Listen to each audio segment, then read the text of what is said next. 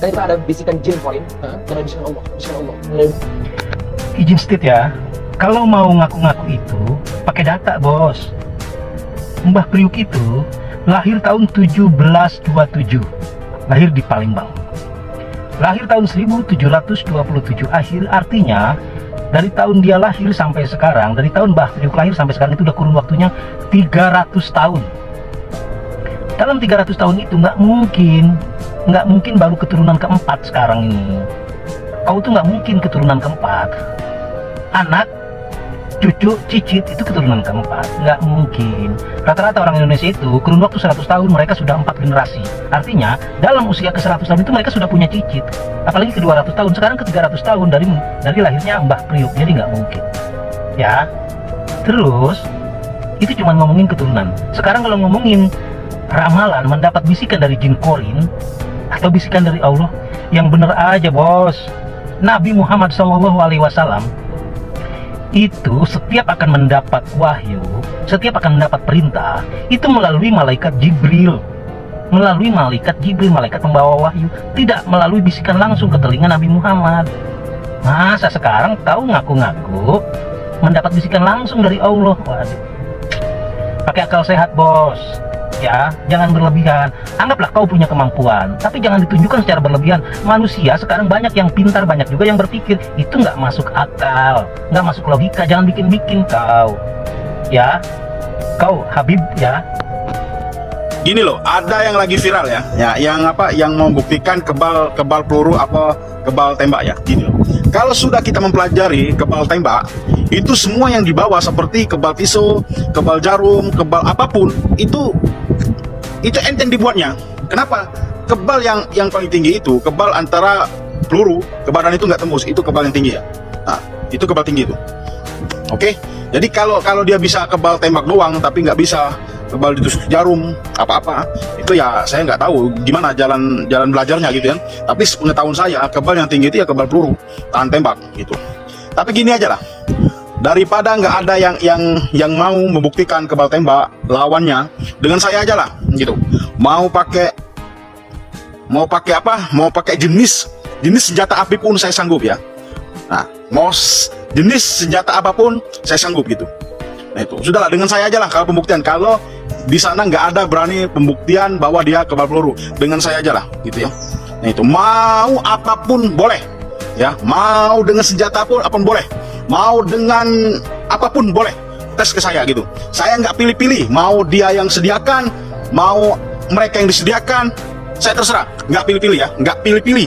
Nah mau parang mau apa terserah dari mereka semua, saya cuma terima bersih ya. Nah itu, kalau mau menantang apapun ya dengan saya gitu. Mau kebal tembak, mau kebal apa, mau kebal ini, mau kebal itu, saya sanggup. Tapi barang dari dia, bukan barang dari saya. Oke? Ya kalau mau pembuktian semacam itu, dengan saya aja bisa loh. Oke? Nah itu pesan dari saya ya. Setelah ritual topo pendem, Gus Samsudin bertafakur dalam gua. Ustadz dari Sulaiman sarankan ke psikiater. Sang pemilik padepokan justru kembali bikin gempar, mengaku sudah menamai dirinya gila. Melihat tingkah Gus Samsudin, warganet semakin geleng-geleng kepala. Gus Samsudin yang mengaku memiliki ilmu, Buya Yahya beri komentar pedas tentang perbedaan dukun dengan ahli hikmah. Lantas seperti apa pula syarat-syarat untuk menjadi pengikut Gus Samsudin? Simak selengkapnya. Siapa yang tak kenal Gus Samsudin? Dinilai pemilik padepokan Nurzat Sejati itu memang tengah ramai menjadi sorotan publik. Terlebih setelah berkonflik dengan pesulap merah yang berhasil membongkar trik-trik pengobatan yang selama ini dilakukan oleh Gus Samsudin. Namun, setelah ramai diperguncingkan publik, bahkan mendapatkan banyak komentar negatif dari warganet, alih-alih gentar, Gus Samsudin justru semakin menunjukkan kesaktian di dunia maya pasca beberapa waktu lalu pamer ritual topo pendem, yakni membenamkan diri selama 5 jam.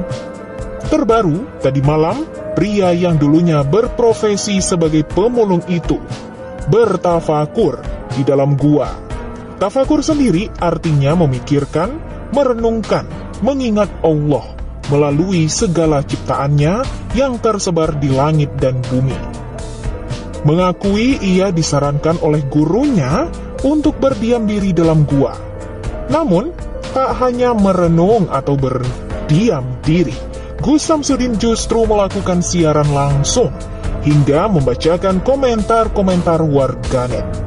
Gus Samsudin juga menyindir agar para lawannya yang mengatakan, saya gimana pun itu enggak sama, enggak pengaruh buat saya itu bukan baperan loh, kata Gus Samsudin.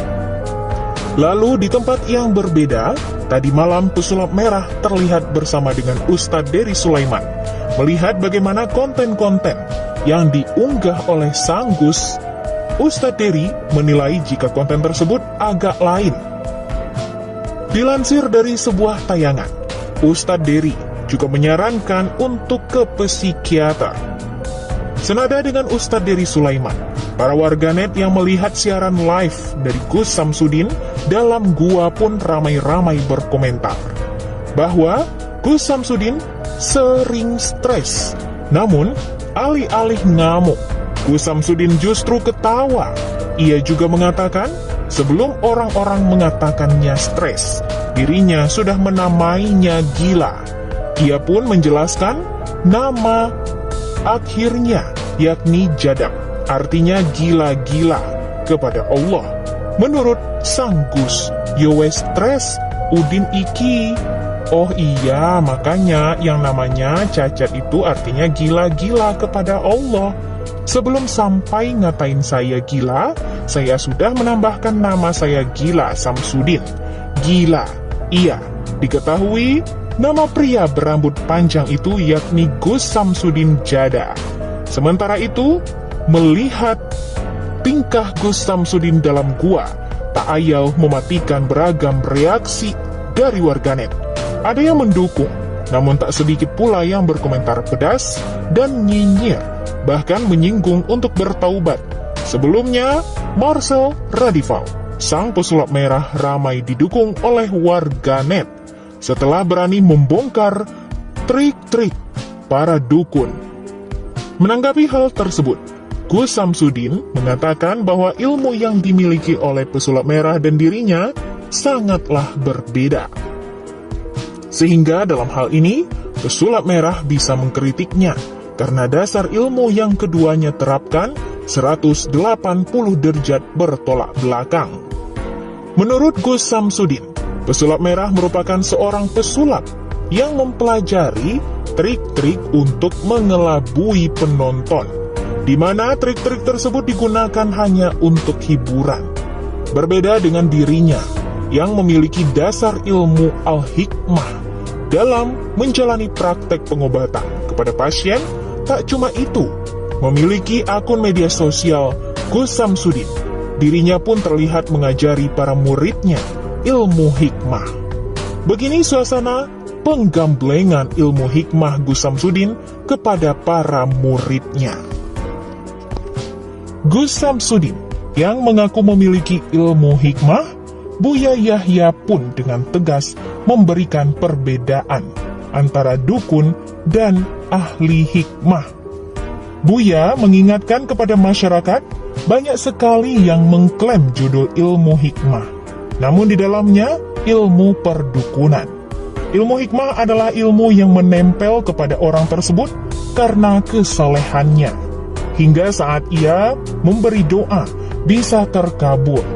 Namun, kalau sudah ada yang aneh-aneh, mengatakan ada jin atau ular, maka itu adalah dukun. Ia pun menghimbau agar tak usah aneh-aneh dan jauh-jauh.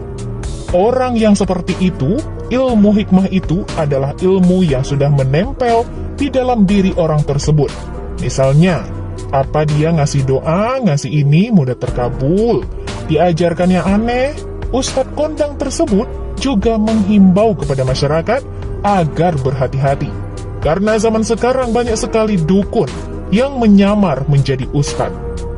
Di sisi lain, warga dan juga dihebohkan dengan persyaratan untuk menjadi murid Gus Samsudin itu. Rupanya untuk menjadi murid.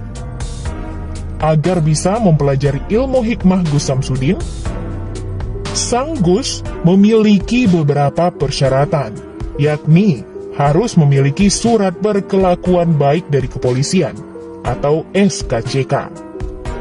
Harus membawa KTP atau kartu pelajar, kartu keluarga, surat pengantar dari desa, dan pengantar dari pihak keluarga. Melihat persyaratan tersebut, membuat para warganet pun kembali heboh dan ramai-ramai bereaksi. Lantas bagaimanakah kini konflik Sang Gus Samsudin dengan sang pesulap merah, Marcel Radival? Kabarnya, sang pesulap merah masih menghubungi Gus Samsudin dan tetap meminta pembuktian kesaktian. Namun sayang, hingga kini, menurutnya, Gus Samsudin tak pernah mengangkatnya. Jika tahu itu, Gus Samsudin pernah mengaku menelpon Marcel, namun tak diangkat, namun Marcel menampik kabar tersebut. Pesulap merah mengatakan, Gus Samsudin menelponnya di DM Instagram. Tentu saja ia tak tahu, karena orang setiap hari tidak melihat Instagram.